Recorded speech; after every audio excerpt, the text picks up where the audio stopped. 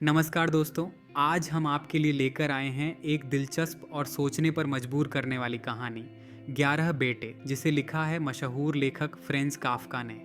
मेरे 11 लड़के हैं। पहला लड़का बाहर से साधारण दिखता है लेकिन गंभीर एवं चालाक है। फिर भी मैं उसे प्यार करता हूँ, जैसा कि मैं अपने सभी बच्चों से करता हूँ। मैं उसे श्रेष्ठ नहीं मानता हूँ। मुझे उसकी मानसिक प्रक्रिया बिल्कुल साधारण लगती है।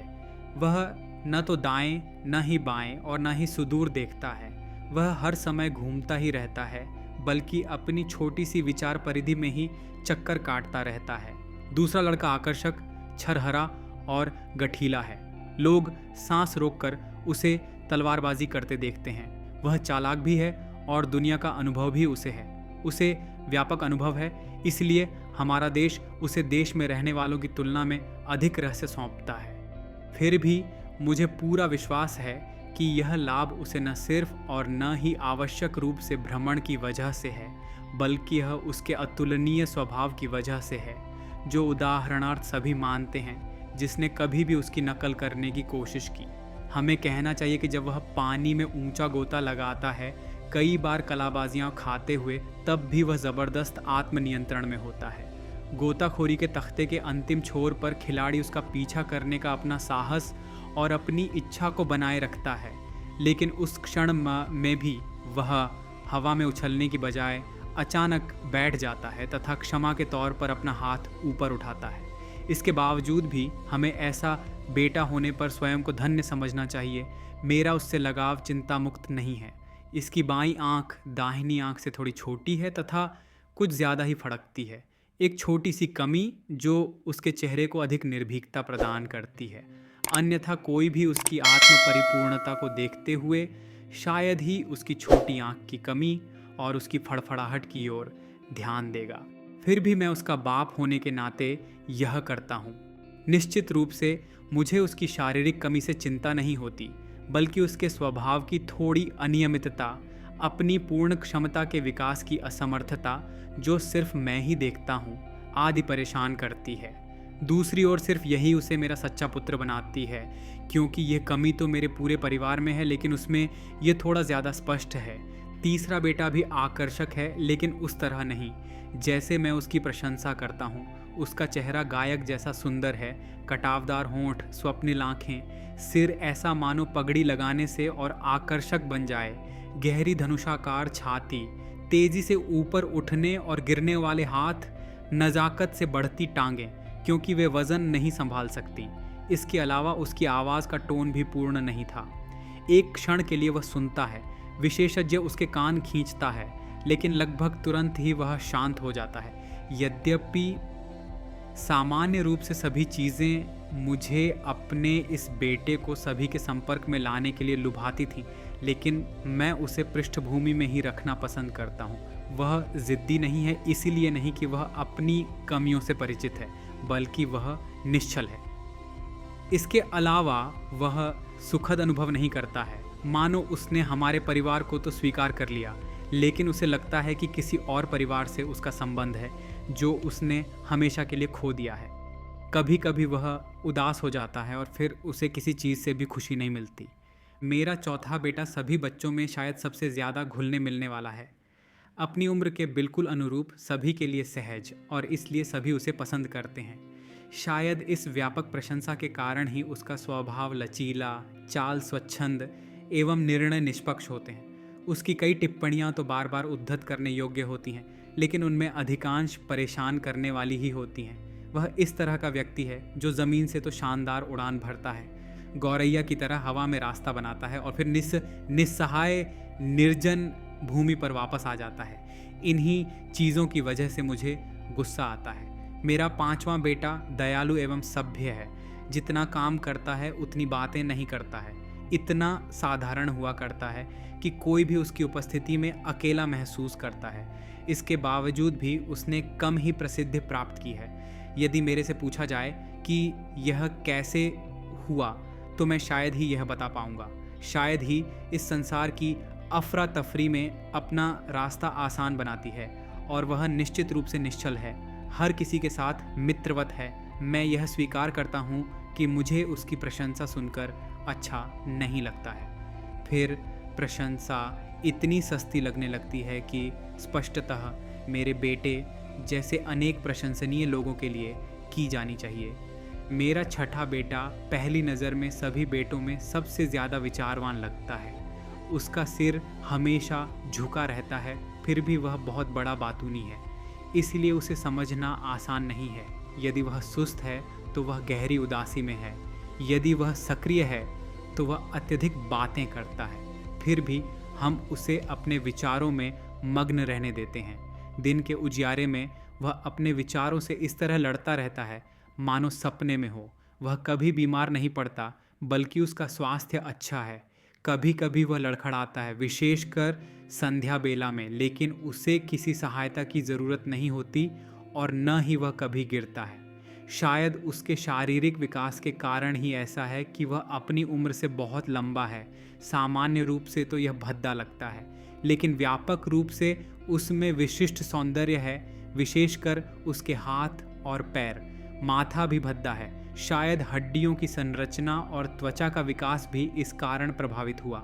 सातवें बेटे की अन्य बेटों की तुलना में मेरे से अधिक निकटता है।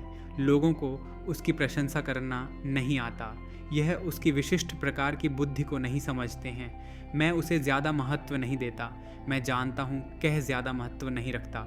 यदि लोगों में उसकी प्रशंसा न करने के सिवाय कोई भी खराबी है तो यह निर्दोष है। लेकिन परिवार समूह में मुझे अपने बेटे के सिवाय होने पर मुझे ध्यान नहीं देना चाहिए। वह कुछ हद तक परंपरा के लिए सम्मान पैदा करता है तो कुछ बेचैनी भी, और उन दोनों को जोड़ता भी है। कम से कम मुझे तो ऐसा लगता है। ये सच है कि अन्य की तुलना में उसे कम ही पता है कि उस उपलब्धि का क्या करूं। वह कभी भी किसी काम को शुरू नहीं कर सकता है। फिर भी उसकी मन और स्थिति उत्साहवर्धक है तथा आशाओं से पूर्ण भी। मैं कामना करता हूं कि उसके बच्चे तथा बच्चे के बच्चे भी हों। दुर्भाग्यवश मुझे नहीं लगता कि वह मेरी मनोकामना पूरी करेगा। आत्मसंतुष्टि के साथ मैं यह समझता हूं कि जितना मैं निंदा करता हूं तथा जो विश्व मान्यता के विरुद्ध है, वह हर जगह अकेला ही जाता है। लड़कियों की तरफ कोई ध्यान नहीं देता है, फिर भी उसके हास्य में कोई कमी नहीं है। मेरा आठवां बच्चा शोकग्रस्त है। मुझे नहीं पता ऐसा क्यों है। वह मुझसे दूरी रखता है, फिर भी पितृत्व की गहरी भावना मुझे उससे बांधे रखती है। समय के साथ इस तकलीफ़ में कमी तो आई है, वरना पहले तो मैं उसके बारे में सोचते हुए भी कांपने लगता था। वह अपने तरीके से चलता है। उसने मेरे साथ हर प्रकार का संपर्क काट रखा है, निश्चित रूप से अपने कठोर निर्णय के कारण।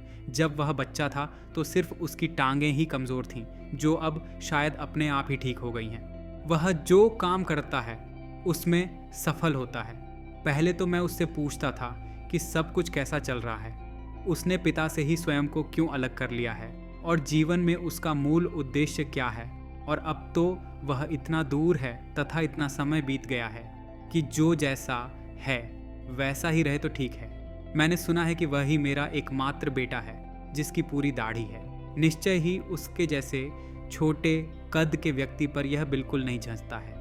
मेरा नौवां बेटा आकर्षक है और आंखें, जैसा कि महिलाएं मानती हैं, पिघला देने वाली हैं। इतनी आकर्षक कि कभी कभी वह मुझे भी मोहित कर लेता, यद्यपि कि मैं जानता कि इस सांसारिक आकर्षक के लिए एक गीला स्पंज ही काफ़ी है।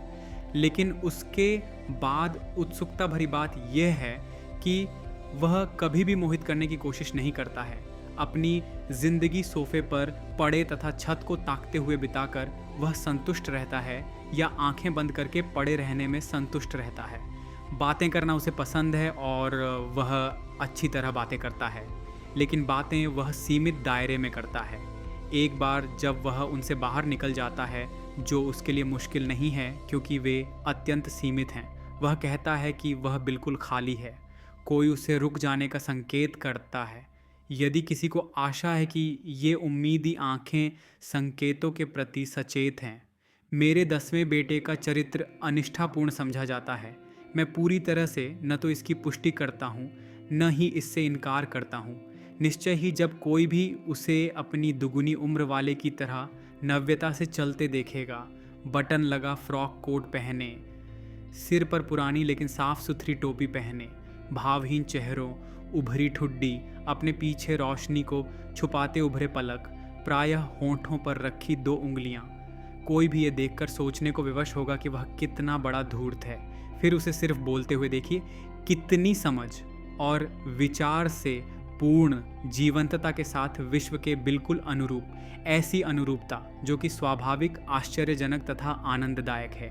आवश्यकता की अनुरूपता जिससे गला गर्व से ऊंचा हो जाता है और शरीर गर्व से भर जाता है। कुछ लोगों को जो स्वयं को चालाक समझते थे तथा उसके बाहरी हाव भाव के कारण उससे घृणा करते थे, वे भी अब उसकी बातचीत से प्रभावित होकर उसके प्रति गहरा लगाव महसूस करते हैं। दूसरी ओर कुछ ऐसे लोग भी हैं जो उसके हाव भाव से तो अप्रभावित हैं, लेकिन वे उसकी बातचीत को धूर्ततापूर्ण मानते हैं। मैं पिता होने के नाते उसके लिए कोई फैसला नहीं करूंगा, लेकिन इतना ज़रूर स्वीकार करता हूं कि पहली श्रेणी के आलोचकों की तुलना में दूसरी श्रेणी के आलोचकों को अधिक गंभीरता से लेने की ज़रूरत है। मेरा 11वां बेटा बड़ा ही नाजुक है, शायद सब बेटों में सबसे कमज़ोर, लेकिन भ्रामक, क्योंकि कभी कभी तो वह शक्तिशाली और दृढ़ हो जाता है। फिर भी अंतर्निहित कमज़ोरी हमेशा ही होती है, लेकिन यह कोई लज्जित करने वाली कमज़ोरी नहीं है। बस यह एक कमज़ोरी भर है जो कभी घटती बढ़ती रहती है। इस प्रकार के लक्षण ही मेरे बेटे की विशेषता हैं। निश्चय ही ये ऐसे लक्षण नहीं हैं जिससे किसी पिता को खुशी होगी, बल्कि इससे तो किसी परिवार पर नकारात्मक प्रभाव ही पड़ता है। कभी कभी तो वह मेरी ओर ऐसे देखता है मानो कुछ कहेगा, पिताजी आपको मैं अपने साथ ले जाऊंगा। तब मैं सोचता हूँ तुम ही वह अंतिम व्यक्ति हो जिस पर मैं विश्वास रखता हूँ। लेकिन फिर उसका चेहरा यह कहता प्रतीत होता है, ठीक है, फिर तो मुझे कम से कम अंतिम ही रहने दीजिए। ये मेरे 11 बेटे हैं। तो दोस्तों, कैसी लगी आपको आज की कहानी 11 बेटे?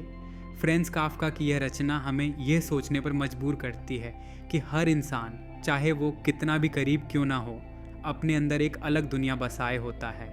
अगर आपको ये कहानी पसंद आई हो तो लाइक ज़रूर करें, कमेंट में बताएं कि आपको कौन सा बेटा सबसे दिलचस्प लगा, और easy learning tree junior channel को सब्सक्राइब करना न भूलें।